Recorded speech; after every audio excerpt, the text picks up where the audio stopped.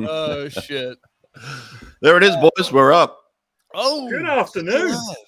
Hello. Good Going morning. down. Good afternoon. Good morning. Yeah, I get a text message 5 minutes ago. Hey, we're going live in 5 minutes. Are you up? Like, it's 6:30 in the morning in California, boys. What are you doing? I love how Nate's giving you stick like, Brett's sleeping in. It's like 6:30. He's not sleeping in whatsoever. Unbelievable. It's like, Brett's having a sleep in today. We were just gonna go without you. Seriously. I weren't going without you. Nate was like, I'm going on my own. I don't care about anyone. I'm just going live. I was like, no, we need the main man. Oh man, You're looking bushy-tailed, bright-eyed. Looking good. Is this legit? We got Hunter in the chat. Let's pull Hunter in. He's up. He's awake. He's out there. Well, if he's in California, it's 6:30 for Hunter as well, right? He's probably in the pool right now, working on a spin drill. You think that's a fake Hunter Armstrong? I don't know. We get the fake accounts now, and now I'm suspect. Now I'm suspect. He's got a the real Hunter logo, though. He looks good. I think this could be the real Hunter Armstrong. I hope so. You think that's the real Julian W? Definitely the real Julian W. 100%. Got Eric Meyer tuning in. Hey, Eric, what's going on? What's up, Eric? Eric's up. Good morning. He's on the other side of the world. He's Did on you the spell right your name side. wrong? I thought it was a Meyer. No, that's him, mate. All right, Sonny. There we go. Tell me. Heading to swim. There we go. See, Off told you. Practice. Basically in the pool. See, we didn't need to plan a show. We just sit here and talk about people that are in the comments. What we need to do. Oh my gosh, I love it. Look at that. Yeah. All right, Sonny. You were you were hanging out on deck at the AP Invitational, the inaugural Adam Peaty International Swim Meet. Sonny's famous, man. He was signing autographs out there. Yeah. Hey, this meet was awesome, right? This meet was awesome. It was the first one put on. It was at the London Aquatic Centre, which, if you don't know, is where the 2012 Olympics were held. It's a brilliant venue, 2 50-meter pools back to back. And, Adam Peaty and his events team were there organising the event. Heats in the morning, finals in the afternoon, B finals, junior finals, and at 7 p.m., the main finals, they called them super finals, started. And it was just a great opportunity, sold out crowd, loads of noise, great commentary, loads of kids there, just being able to mingle with all the stars. Chad Leclos was there, Arno Kaminga was there, Sydney Pickram was there, Tess Shooton was there, Lara Van Niekerk was there, Dylan Carter was there. There was more people there. And it was a fast meet. Some really good swims. And it was just a great opportunity to give sort of that next level practice for that more lower level swimmer. Not lower level, the word's bad. People that may have not had that exposure before. If you won an event, you got straight out. John Mason interviewed you. You went to a VIP area where you took a load of pictures and signed autographs. Then you went to a mix zone and done some interviews. And it was just a really cool experience. My lad Fritz won the 50 backstroke. He was on cloud 9. He literally had like swamps of people like the next day surrounding him, getting autographs. He didn't know what was going on, and it was just brilliant. That's awesome. That's like my favorite part of the whole thing is if you won an event, you get to go sign autographs. I mean, Fritzy's just like a teenager, right? He's 18. He's won some things in the UK, like, local meets and regional champs. He actually won the German national champs for 17-year-olds last year. So he's won some cool things, but this was like his first big win. He beat people in the Loughborough National Centre, coached by Mel Marshall. So he beat some proper swimmers, and the crowd were going wild. And he was on top of the world. It was brilliant. That is great in a real venue too. Like that's what an experience. Yeah.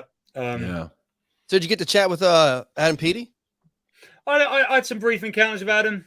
He was full on. He was proper involved in the event. So if he wasn't commentating, he was doing the post-race interviews. He was mingling with fans. He was there all day, and he was in the electronics room making sure the event was running smooth, along with John Bailey, Ed Baxter, and a few others of his team. And he was properly involved. Like he was non-stop, and he was proper engaged. I mean, the pictures of him look like he's very fit. He looks well. He's got a little mustache he looks going really on. good. Yeah. Nice little stash. Was Mel there? Mel was I don't know the ins and outs, but basically there was 2 meets on in the UK this weekend. There was the Glasgow International up in Scotland, and then there was this meet. Now, as far as I'm concerned, this was the meet to be at, right? It was done properly. But funnily enough, there's 2 centres at Loughborough. There's Dave Hemming's group, and they went up to Glasgow. And also like Sterling were at Glasgow. So Duncan Scott, Joe Litchfield, Abby Wood, James Wilby. Yeah. They're all up in Glasgow. And then Mel brought her group, and Dave McNulty brought his Bath group to London. So, that's why Tom Dean was there. Who else? I'm missing people. Anna Hopkin was there. Anna Hopkin, yeah. Yeah. So we also had Matt Richards there. He's obviously representing Millfield now. He was real good on the weekend. Both him and Tom Dean and Matt Richards were real good. Matt Richards won the 148-1. Wow. Tom Dean split 25-9 on the last 50 of his 200 to go 146-0, but 25-9 at the end of a 2-3. Wow. I think that's moving. Wow. Yeah, that is moving. In season, that's really excellent. It's a good split. Yeah. He won the 200 IM, 158-00. Tom Dean did. It'll be nice if those 2 meets aren't on the same weekend, then you can bring all those people back into the fold and then make that AP meet just like a little bit better, because you're gonna have all your superstars. Yeah, a bit of a shame they had both meets on at the same time. Yeah. Yeah. Well, that's everywhere though. It just freaking happens, We're not like the US though, where you might have one meet on like one coast, another meet on the, like the UK is small, right? We don't have big meets happen often at all. So to put 2 international meets on the same weekend when we have 2 international meets in an entire calendar year is a bit of a shame. It's a bit of a shame.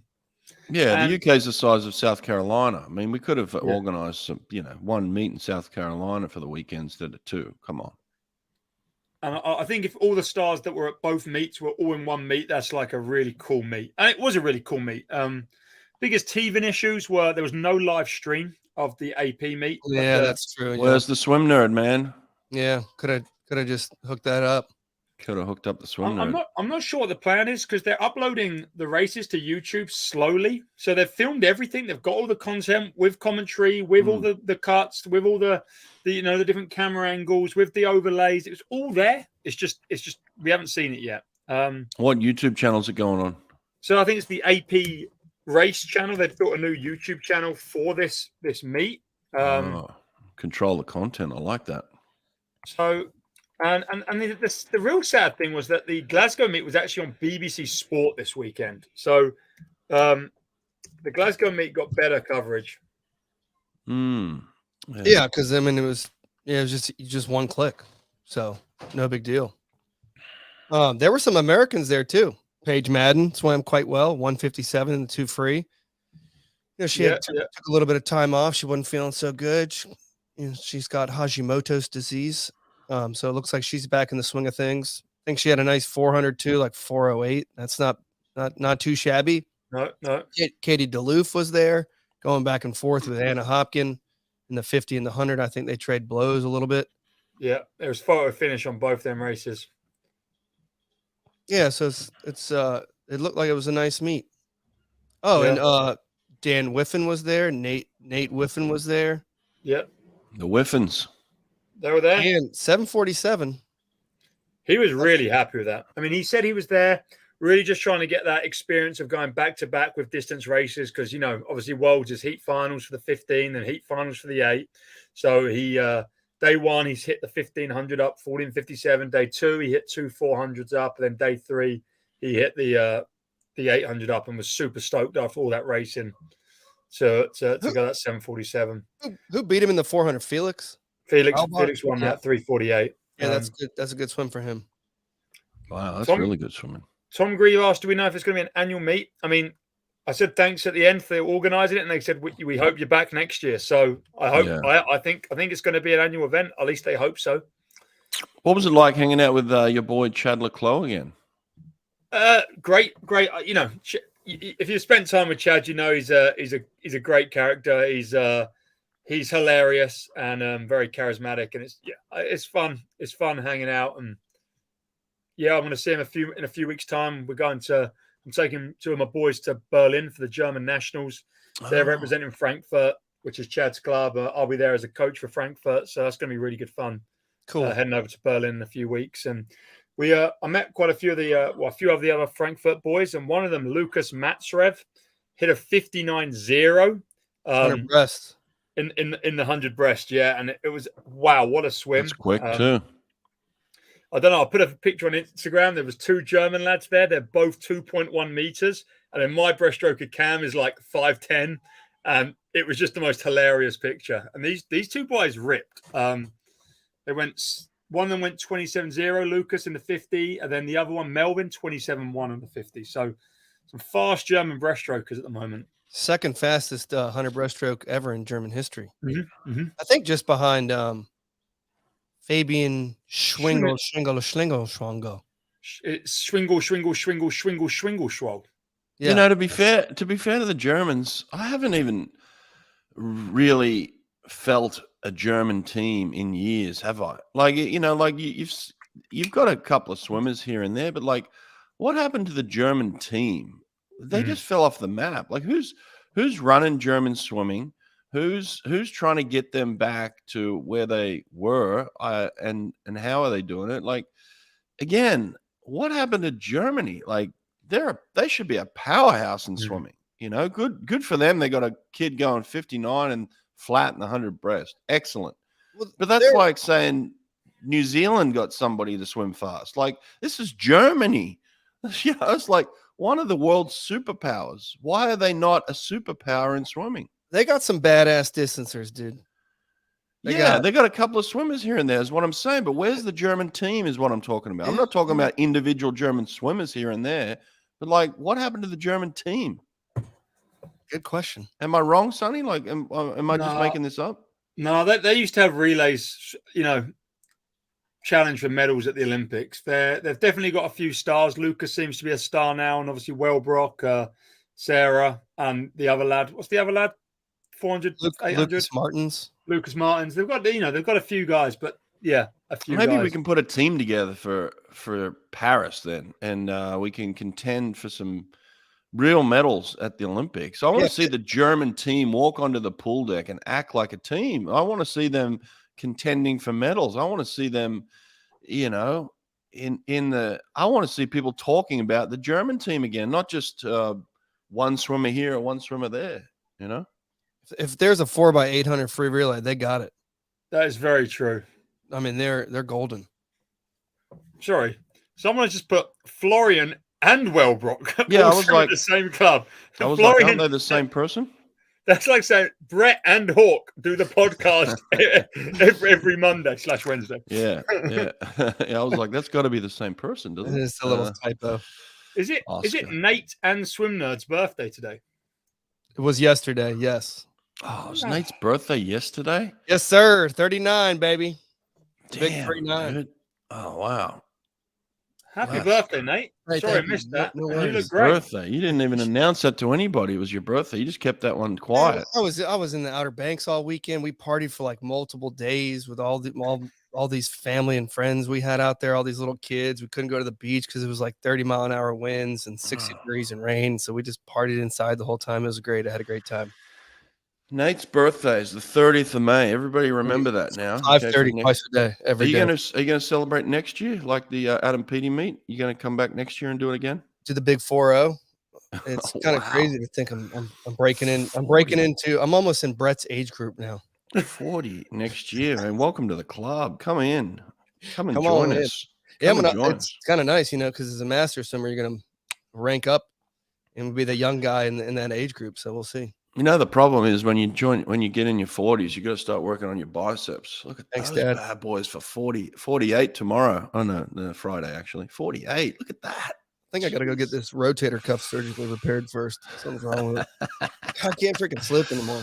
Hey, listen, happy birthday. Thank to the South African friend one more time. I'm sorry, I had to come back to this. Chad Leclos, I randomly see some article that's out there that's saying Chad Leclos has claimed that he's going to win gold next year. Why is that popping up in my feed? I'm not paying any attention to it, which is why you can tell I've got no concept of like when it happened, how it happened.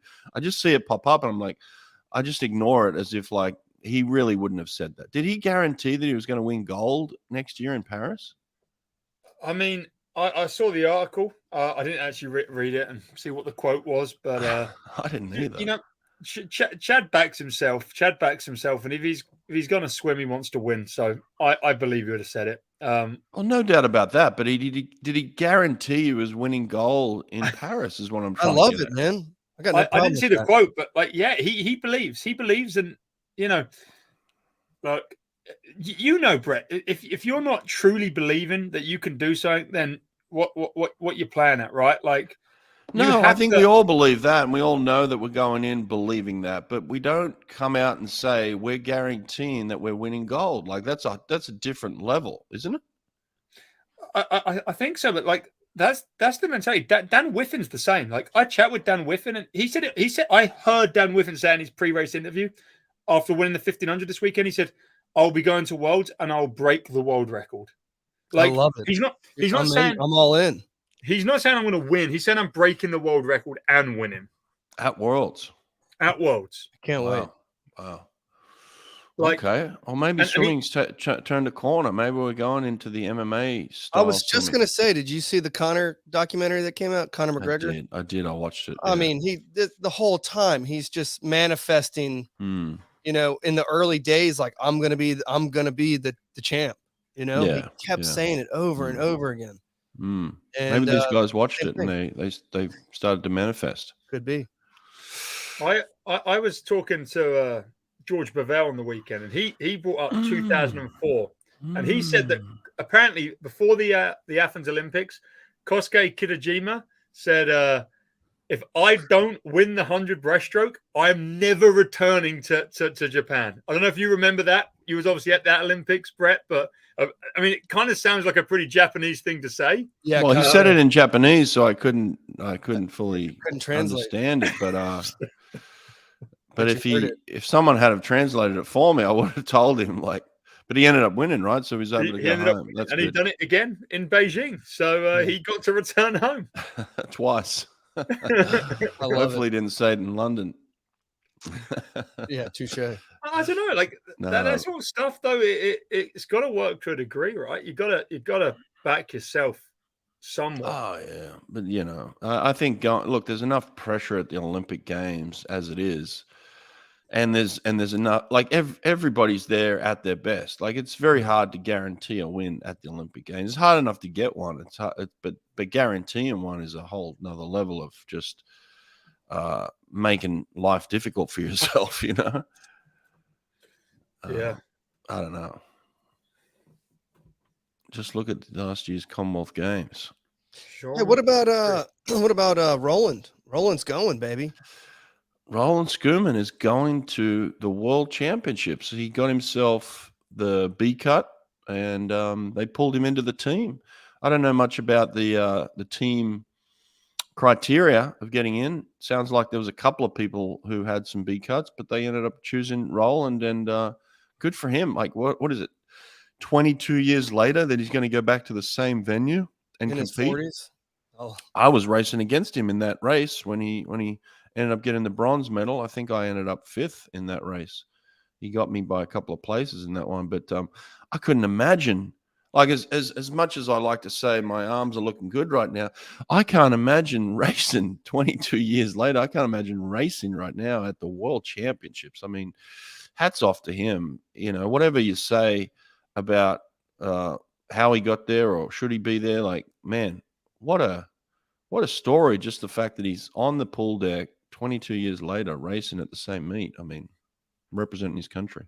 I mean, some of those kids on the team with him, they weren't even born.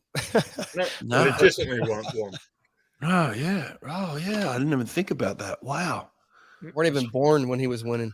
Peter Kotzia was born in 2004, I'm pretty sure. Oh, crazy! Wow. Congratulations, Roland, mate. Happy for you. Cheers. 2004, May 2004, Peter was born, and he's there on that team. Mad. Yeah. What did we say? What did we say makes the semi-final swim? What gets rolling to second swim? Probably 21. 23-2. Oh, he's going for the 50 fly. I fly. thought he was going for the 50 free. He can't swim the 53. I think he got the B cut, but Peter got the A cut. I mean, if Peter doesn't swim it, then. But then I've heard rumors on pool deck this weekend that none of Rocco's guys, except Tatiana, is going to World Champs this year. Except Tatiana. Yeah. Wow. Well, but I don't see Peter and Matt. That also have something to do with this, you know, like they gotta all pay their own way. No, this year they're getting funded as well. No way. First time in like a couple decades. I mean, all the swimmers are kind of saying we'll believe it when we get a ticket provided to us. Did they get named to the Worlds? So the team's been selected, and it includes all of Rocco's guys. But yeah, allegedly, I mean, this is just what I heard from talking to some of the South Africans this weekend. There he is. Yeah, the Rock Dog. I'm a big fan of the Rock Dog. He loves golf. I had to buy him a putter that you couldn't get in South Africa. No, I don't know. It was one of the golf clubs, and I got it shipped to my dad. My dad brings it to Commonwealth Games, and the man is so happy he's got this golf club. He loves it. Loves the golf, Rocco. Adrian Crawford, a British man, South African British resident. No, one of our good friends here. He just texted us. He said they have to pay 38,000 each. I don't know what's 38. That's got to be 38,000 South African rand. Yeah. Is it rand? Yeah. What does that mean? 25 bucks? It's 25 rand to a British pound at the moment. So I can't be off to the maths. I'm going to ask. So it's a quarter. What's a quarter of 38K? 2,000 bucks. It's 2,000 bucks. 10,000 pound. No, that's Saudi reals. 2,000 American dollars. $2 grand. They got to pay $2 grand. Wow. Okay. Rocco Mering is typing, by the way, as we sit here. He's typing back. We got time. We're going to get word up. We're going to get word from Rocco. Tell us exactly if his team's going to Worlds. Maybe Rocco's watching this right now. I don't know what he's doing. Well, hey, Rock Dog, if you are. But I know he's typing right now because my thing tells me. Boop, typing. He's probably at workout. Really? What time is in South Africa right now? It's got to be like 4:00 or something. Okay. What else have we got going on while Rocco keeps typing? What are the dates of German nationals in Berlin? 4th to the 9th of July. If you're in Germany, come through. Is your boy Fritzy? Is he German? He's German. Yeah, he's German. Oh, no way. That's why we're doing it. So Fritz always goes back for Germany. He's only lived in the UK for 5 years, so he's a full German resident. He's come over to the UK at 13 years of age, and I was just talking to Sheila. She was staff at Energy Standard. She was our team manager. She works with Frankfurt, which is one of the reasons Chad's there. And I was talking to her about maybe getting Fritz signed up with Frankfurt. And she said, well, you know, if you commit to Frankfurt, we can bring you into the team. She wanted Cam as well because the breaststroke lad I have. And she's going to bring us all over, and we're going to be all representing Frankfurt. So it's super fun. That is fun. Eric has asked, any word of advice for a parent that has a child that performs well in practice and struggles at meet? That's a good one, Brett. Oh, you work with kids? This is your wheelhouse, mate. No, you go for this one. Me first? Yeah. Well, how do you know that they perform well in practice? Are they telling you that, or is the coach telling you that? Do they actually perform well in practice? No, I've had this. I've had teammates, and I've had athletes that I've seen that do really well in practice and not perform well at meets. They can't translate it. It seems to be that in practice they have a different mentality. They put a lot of pressure on themselves at meets. And so what I would say is find ways to remove the pressure, because the pressure is ultimately the thing that's holding them back. Their own expectation, your expectation as a parent, whatever outside influence they're putting in themselves that is manifesting in their body, that is then maybe it's a competitor. Maybe they love beating this person in practice, but as soon as it comes to a meet, they don't have the same confidence And so there are many factors that can play into this. It's generally, what I'm saying is, it's psychological. That's basically what I'm saying. It's not a physical thing. You've got to get to the root of the psychological issue. So maybe what I would suggest here is go and work with a sports psychologist, because it's almost 100% of the time a psychological issue, not a there's nothing physical about it, right? Like, obviously they can do well in practice, so there's no reason why they shouldn't, but the reason is it's a psychological issue. So you got to get to the root of that, is what I would say. Sonny, you got anything else on that? I think the mental aspect, as Brett covered, is hugely important. I also think there's one other little thing, and I've got a ladder coach at the moment. He's a 200 breaststroker, super skinny, super fit lad, and he's the kind of guy that can like push 200 breasts within like 5 seconds of his best. He's 16, and he can just go and go and go. And sometimes when he gets to a meet, like he doesn't warm up properly. And I don't mean as in like he doesn't get in and do a warm up, but like he'll warm up ages before his race, and he'll sit around just getting cold, and he'll go up to his race in a pair of shorts. So I just think like that preparation routine. So if you've got a swim down facility, maybe go and get in there a little closer to your race. Hop out your pool, get a hoodie on, keep yourself really warm, and get ready to go. I think that's an underestimated thing for some kids who are good at practice.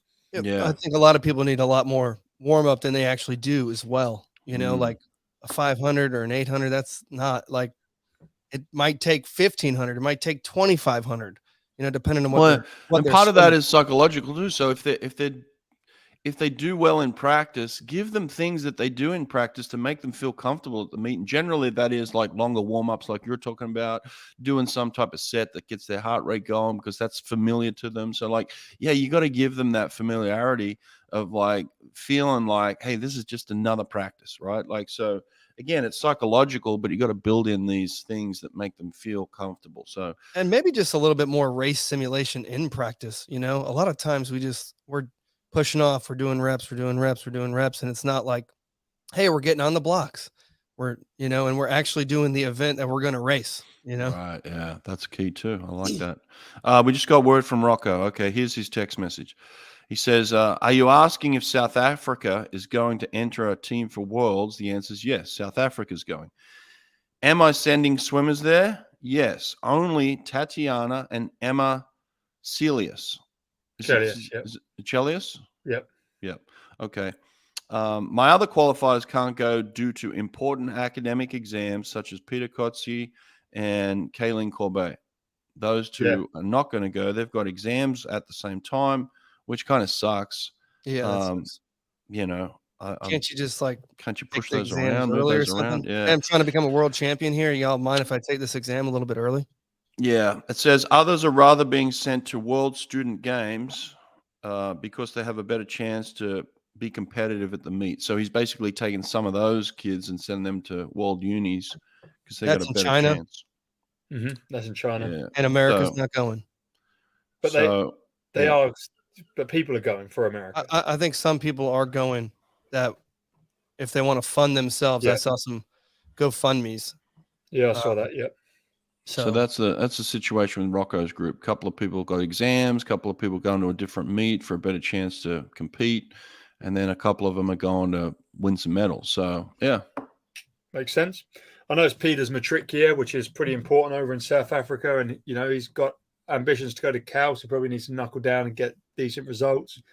Also, like what I really like about the Rock Dog is he's so focused on the Olympics. So like everything's about that meet next year in Paris, and he wants to set his athletes up in the way that they can perform the best there. I'll send him a little photo of us. He asked me why I'm asking. I told him we're doing a live show right now talking about him. So Rock, there you go, mate. Breaking news. All right, speaking of breaking news, we got some more stuff. Mike Bottom has retired. Hail to the king, man. What a career. Good for him. Legend. I had a very tough time competing against him and his athletes as a swimmer. Always hated the fact that they were going to be race ready. It was very tough to compete against a Mike Bottom swimmer as an athlete. And then I didn't really know him that well, and then getting to know him as a coach and just all the respect in the world. He would always come up to me on the pool deck and ask me how I'm doing, ask me how things are going, ask me how the family is. He's always just a really good person, but always had the respect of his athletes. Ultimately, they could look in his eyes and know that he believed in them 100%. So, yeah, he's put in a good stint at Michigan, didn't he? But what a 15 career, years. 15 years, yeah. Yeah. Yeah, his list of swimmers is like silly. And when you go back and like when I was coming up, I used to watch everything that came out of the race club, because Mike Bottom was down there and everyone was down there. Even like a skinny 6'6" Nathan Adrian was down there, like doing boxing moves in these videos, and no one even know who that guy was at the time. When I think I sent you guys this super old video yesterday, and it was covering the race club. It was from 14 years ago, exactly to the day yesterday. So it was 14 years old. Mike Gustafson was the host of this little video, and it was awesome. And you get to see like how they're interacting with the Gary Hall Juniors of the world. I mean, this guy coached Gary Hall Jr., Anthony Irvin, Nathan Adrian, like all these sprint superstars. Yeah. And I feel like for me, he really like put into my head like the 3 types of freestyle, and I found this awesome playlist that someone put together of all of his drills and a lot of interviews and stuff that's on the newsletter. So if you, I guarantee, I haven't looked at it yet, but I guarantee when we put in awesome stuff like that, it's like the most clicked thing. So if you missed that, go to swimspam.com and click on the first article and scroll down to the Mike Bottom part, and there'll be a link, and it is awesome. Really, really unique drills. Hopefully some of you've never done before that, might help you out. I don't think he's done though. I mean, this guy, like, Well, we've talked about this. The beat down that head coaching has on you over time. It's just tough. Like, what I think Mike Bottom would probably appreciate is a good month off, right? Like, take a month off. You've just done 15 years as the head coach. Have a month where you don't have to worry about falling behind in recruiting, having to talk to anybody, having to pick up the phone, having to solve any problems.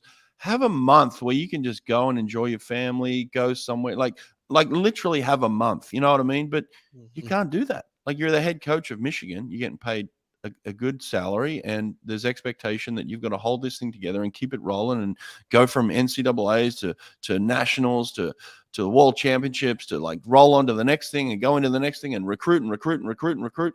You can't have a month off. I bet you if Michigan said to Mike Bottom right now, hey, listen, instead of retiring, take a month where you can just go and do whatever you want and nothing's going to happen. You won't fall behind in recruiting. No one's going to get in trouble. I bet you'd take that. You know what I mean? Like, but head coaches these days can't afford to have a month off. And so they just roll into the next season and they're just burning people out, Yeah, it's harder now than ever before, especially when you're in Michigan. I just think it's really hard to recruit there. Probably pretty easy to recruit to Arizona State when you can swim outside. It's 80 honestly, degrees. Let's be honest. It's hard to recruit anywhere. Recruiting's tough, right? It's competitive, and you've got like 5 or 6 people that you're all going after. Like the top talent is the top talent, right? Like, it's not like there's 100 kids that can do what the top 5 kids can do. You know what I mean? Like the top 5's the top 5, and they're all going for them. And so no matter who you are, you're constantly recruiting. And here's the other thing that you have to understand about recruiting is this 17-year-old 3 years ago was 14. They don't know who Mike Bottom is. They don't know who Bob Bowman is. Like, they didn't grow up knowing what we know. They're just kids. And so you constantly have to remind these kids who you are. Hey, I'm Mike Bottom. I used to coach Anthony Irvin. Who's Anthony Irvin? Never heard of him. It's like, so like you're constantly telling these kids, like, you're selling your resume every single year. So yeah, recruiting's not easy. I don't agree with that at all. I think it's tough for everybody, but I think it's way tougher in Michigan. It's tough in Michigan. Yeah, it's tougher in Michigan. Yeah, for sure. But Mike Bottom could do with a month off. I'd bet you he'd take it. But there's no one offering that, I don't think. But We'll have to call him up and get him on the pod. yeah, I'd like to get him on the pod. Why not? Oh, there Eric? you go. Eric's. Let's get him on the pod. What else happened? Anything else in swimming? We got some Australian championships coming up. The Aussies are just simmering right now. A lot of internet talk about, hey, it's taper time. I'm going to go fast in taper time. Now it's time to rest. Now it's time to go fast. The Aussies are just simmering back home, man. We got some stuff coming down the pipeline. Gonna be fun. Yeah, we got this June's going to be jam packed. I'm really excited for both Aussie and American nationals. I think it's going to answer a lot of questions, and it's going to be a bit of who's there, who's not there. It's going to be a bit of who's fast, who's not fast. There's comebacks. There's people who've been out for a bit. It's. I think American Australia trial is always the most exciting as well because nothing's a given to make a team. British trials you can almost predict who makes the team. Like it's close, but not that close. There's a separation between the top two and the next 5 guys. Whereas in America, there's not separate. There's 8 guys in the 100 freestyle that can make it. There's 8 girls in the 100 backstroke that can go sub-minute. There's so much. Same on the women's side of Australia. Like who's going to make that relay team? Who's going to make that individual spot? People talk about Molly O'Callaghan could win the 100 freestyle at Worlds, but she has to beat Emma McKeon and Kate Campbell in the individual just at trials to even go on and win the meet. So and Shayna Jack. Sorry, I'm not not discrediting anyone, but yeah, there's a lot. There's just a lot. There's a lot on the line at these trials meet, and it's really going to shape up ultimately who ends up winning world champs. Yeah. I think for at least on the American side, the thing I'm always. There's always going to be some teenage kid that pops, and then boom, they make their first meet, and now they're on the scene, and now people are going to start to know their name. And I think that Shackle girl, this could be her meet, and that Shackle lad, and the Shackle lad, the Shackle lad. Yeah, he's good. 155 2 fly last year. He won Junior Pan Packs 155.8. The Shackle lad. And he's great 200 freestyler, which there's more spots. Maybe he can get in the finals and touch 6th, and boom, now he's on made a relay or whatever. But his dad was my roommate in college. Yep. I'm gonna call him up. I'm gonna ask him what's going on with the kids. Are they making it? What's happening? Sonny called them the Shackle lads. What's happening here? The other thing is on the women's side in America, other than Abby Weitzel, the sprint side is like up in the air. No one's. Is Simone Manuel racing? I'd expect so. I think so, yeah. Is she? She looked a little better. She looked a little better at the last Pro Series. She's still got a long way to go. But what's she go? What's she go this time? I want to say 4 mid-ish, 54.5. It's getting better. Yeah, It's getting better. It's probably like 25th in Australia. It's getting closer. What about this? Did you? I don't really spend too much time on this. I gave this thing one chance.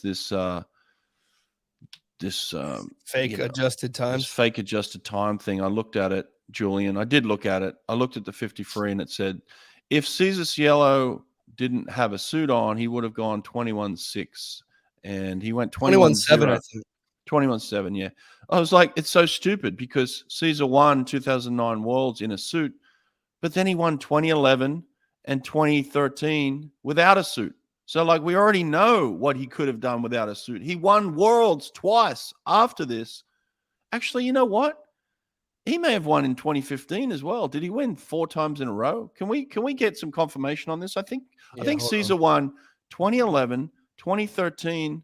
Did he win 15 as well? He won Rome 50-100. He won 50 fly 53-11, and he won 50 fly 53 at 13. But okay, he got a silver medal in Budapest, but he didn't win. Right, okay. So what were the winning times in 11 and 13 in the 53? So in 2011, he won the World Championships in 21.52. Okay. And then in 2013, he won in 21.32. Yeah, very nice time. Okay, so the adjusted time here that they put up, hey, if Cesar had a swam, without a suit on, he would have gone 21.7. He won in 21.3 without a suit, you morons. So your whole adjusted suit thing just went out the window. Like, you're idiots. Like, I gave it like 5 seconds of like my time. So there's your answer to that one, Julian. The whole thing was a joke because all you have to do is prove Caesar won in 21-3 without a suit. Idiots. Next. Hey, Sonny, you got a big meet this weekend. Yeah, it's the British Masters Championships up in Sheffield.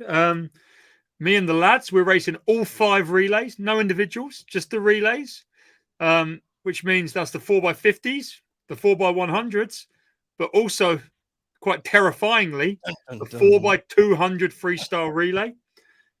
You're doing that? Are you filming this?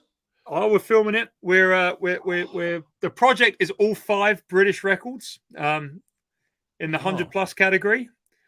And there's even a couple of European records on the line. Like for the 4x2, if we have to go 159.2 average to get the British record, but we only have to get a 159.0 average to get the European record. So is this long course? It's long course. Oh goodness, that's quick, brother. Yeah. That's quick. I know. 159 flat to get the European. That's quick. They got a 150 flat ringer, right? Our team on paper is 150, 2 154s, and then me 202. Oh, you're the dog at the back. I'm the chump. I'm the chump. Who's the 150? Who's on the front?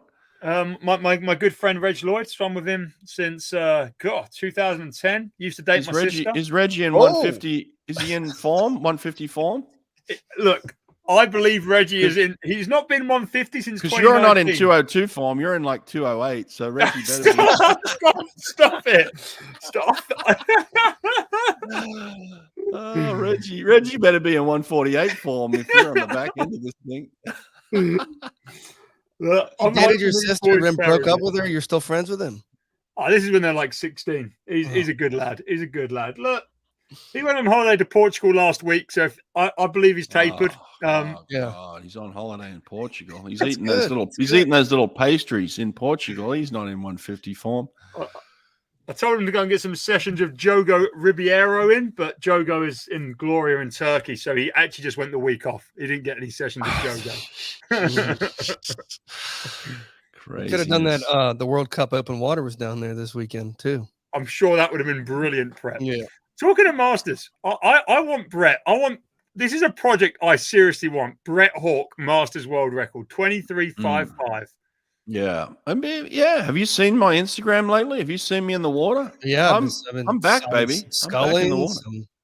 Yeah. Polo drill. Little sculling, little polo drill. Action. You look like you still got it, dude. Like riding a bike. He's got it. He's just there. Honestly, he looks powerful and there. I wouldn't want to go up against him in a 4x2. You should have seen the behind the scenes of me recording these videos. It was like, it's freezing cold. I jump in the pool. I said, we're doing one take. You got one take on this. Hurry up. I do my head up. I do my little skull. I do my thing. I'm recording all these videos. It takes me literally like 7 minutes. I'm in and out of that water. That was my comeback. So, yeah. You got to shrink down, though, Brett. You know, you got to try to get svelte. You know, like all these young guys. Shrink these. Look, how do you shrink this? How do you shrink those things? I don't even get in camera anymore. Look at that. Look at the definition on those. Oh my gosh. Nate, you're completely wrong. He needs to stay as wham as he is, and he is just going to surf over the water. What did you say? You've worked out every day this week?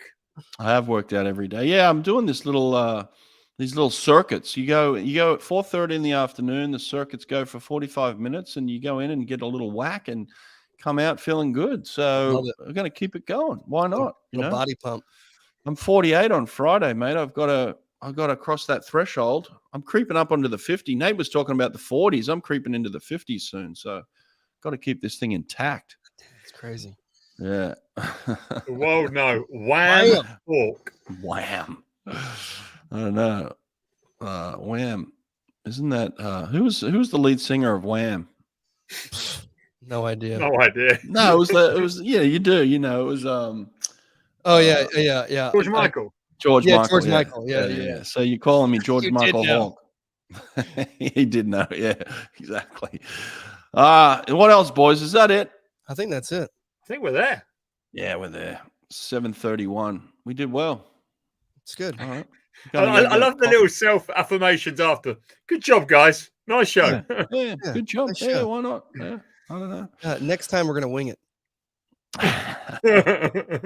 Just just cold turkey. Click the button, go live, click it, boom, we're in. Today's a Wednesday. We just randomly dropped this on a Wednesday. Well, What? like Monday was a holiday. I was at a meet on Monday and I'm like, am I going live? Like the boys haven't messaged me. And then yesterday you're just like, hey, we're going live tomorrow. I'm like, cool, love it. Yeah, why not? Oh, I got a Wednesday? message 17 minutes ago. No. You literally set the time last night before you went to bed. You're the one that said, Sonny, what time do you want to do it? Sonny was like 9. You were like, perfect, no problem. No problem. Yeah, you said 9 o'clock. It's not 9 o'clock. We were about to just go live without you anyways. Let me ask you this, Sonny. Did you get like a new setup, a new camera setup or something? I saw your dad holding something there. I did. I've not. The gimbal's actually still at home because Dad's going to come down and watch this weekend, and I got a train yesterday, so I've not actually got it. But I've got the best gimbal, the best camera, got the new mics. Cool. I'm really trying to push making good videos. So you're going into real content creation now. Yeah. Damn, good for you, mate. I really want to up what I'm doing, and I don't know, like maybe in the coming years I'd like to go and spend some proper time with some proper programs and make some really cool content, like what we saw back 14 years ago at the race club. 100%. I don't think there's been like high level content on swimming for a long time, and I'd really like to do it. Mate, come out to California. You got a bed right here. I'll put you in a bed. You're welcome anytime, mate. Come over. No, what 1,000,000% I'm going to come visit you soon, Brett. 1,000,000%. All right, that's on. Perfect. All right, guys. Sniff Beautiful. you. Bye. Later.